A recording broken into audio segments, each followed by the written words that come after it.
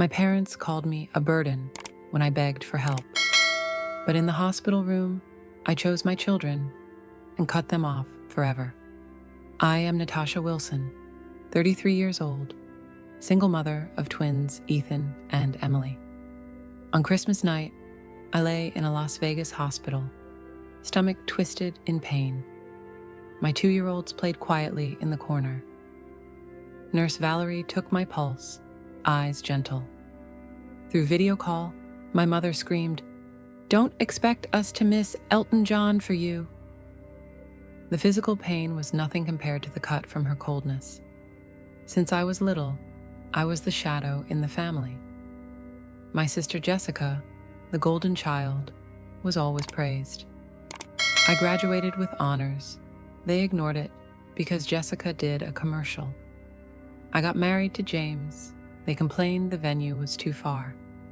When the twins were born, they came once and said, "Kids are too noisy." James was my anchor, promised, "We'll build a real, loving family." But 6 months ago, a drunk driver took him away. I raised the kids alone, battled depression, still sent my parents $2,500 every month. Even after James died, I increased the amount when they complained about inflation. I wanted to be a better person than they were, believed families should stand by each other. But now, facing emergency surgery for internal bleeding, I begged. Dad said coldly, "You've become a burden, Natasha. We're retired. We deserve enjoyment." His words were knives. I cried, clutching the hospital blanket. Valerie touched my shoulder. "My friend Olivia is a nanny for trauma-affected kids. Let me call her." Her kindness choked me up. Ethan and Emily, too young to understand, had already lost their dad. Now, if surgery failed, they might lose me. Leave them with people who saw them as a burden? Never. "Call her," I whispered, and cut the toxic bond with my parents. I remembered my childhood, overlooked, compared.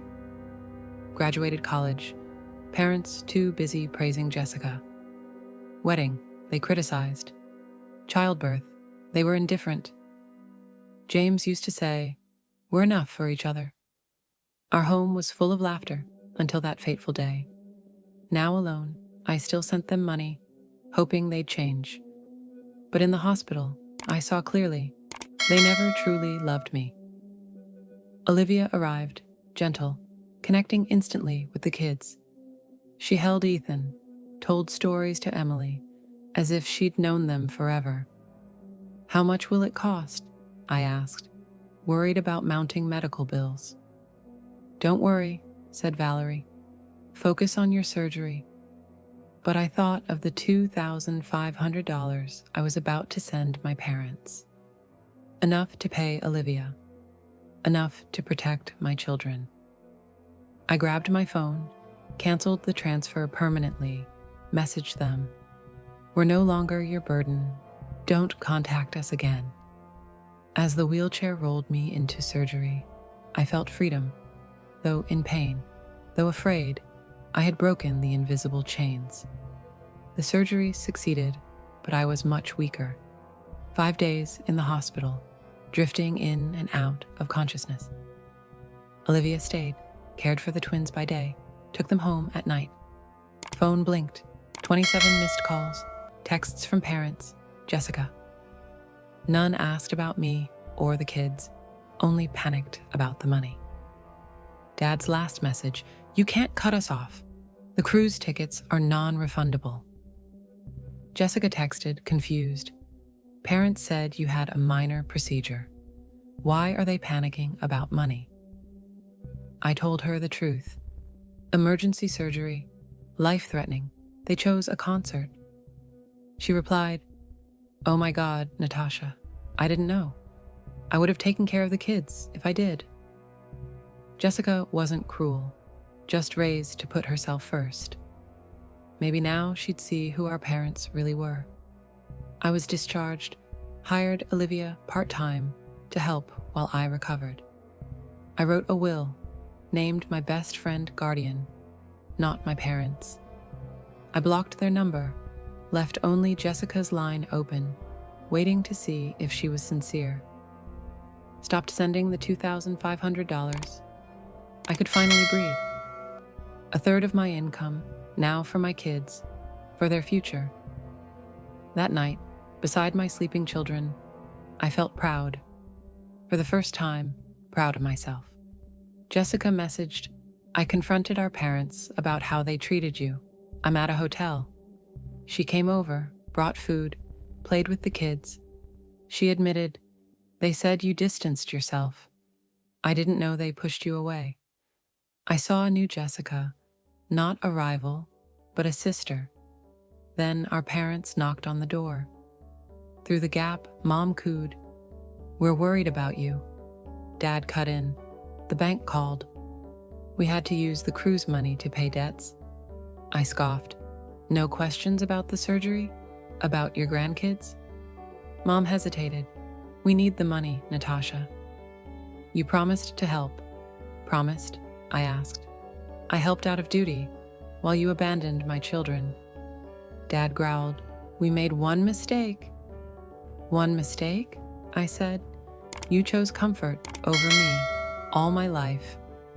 Emily ran to me, hiding behind me, strangers to them. "You don't know my kids," I said. "Leave." The next morning, they returned with Ms. Patty, the mediator. "Natasha, please negotiate," she said. "Your parents are struggling." "They chose early retirement and spent recklessly," I replied through the door. Mom cut in, "We depend on you." "I just had surgery, raising 2 kids alone," I interrupted. "This conversation is over." Dad sent an email to the whole family, accusing me of abandonment and hiding the concert story. Relatives reacted. Uncle Michael texted, "He just bought a new boat. Why is he claiming hardship?" Jessica stood by me, helped write a response email. I had emergency surgery, risked death. Our parents refused to help with the kids because of concert tickets. Support flooded in. Relatives brought food, offered childcare. Valerie introduced me to a widowed parents support group. Through Zoom, I found empathy for the first time since James passed. My parents spiraled financially. Boats, timeshares, bad investments. Jessica said, "They're not bankrupt, just overspent and counting on you forever." A month later, the bank announced foreclosure on their house. Mom messaged bluntly, "We thought you'd be mad for a few weeks, then send money again." The shamelessness made me furious. They had never respected me. But I wasn't alone anymore. Diana from the support group helped me buy a 3-bedroom home. The bills were lower than my old rent, and the kids had a yard to play in. I launched a memorial website design service, starting with James. My main work, graphic design, slowed down, but I found purpose. 3 months later, my parents sold the house, moved into a small apartment. They blamed me, but I didn't waver. Jessica became a true sister, played with the kids, supported me. A new community, neighbors, support group embraced us. A handwritten letter from Mom arrived, unexpected. "I envy your independence.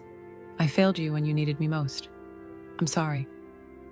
Dad worked part-time. They sold luxury items, began living simply. Jessica said, "Dad has heart issues. He's becoming more humble." I was skeptical, but curious. A year later, I met them at a coffee shop. Dad looked smaller. Mom wore plain clothes. Dad cried, "I was a terrible father. I see now how selfish I was." Mom said, "We're in therapy. We want to change." I shared photos of the kids, stories of our new life. They listened, for the first time, sincerely. Dad asked, "Can we see the grandkids?" "That depends on your actions," I said. "My children need people who respect their mother." I left the cafe, not heavy, not bitter, just peaceful, because I knew my worth. Whether they change or not, I have changed. From a daughter begging for love to a strong mother protecting the family I chose. Have you ever been overlooked by family? Don't wait for their recognition. Build the life you deserve with those who truly see you. What's your journey? Who do you protect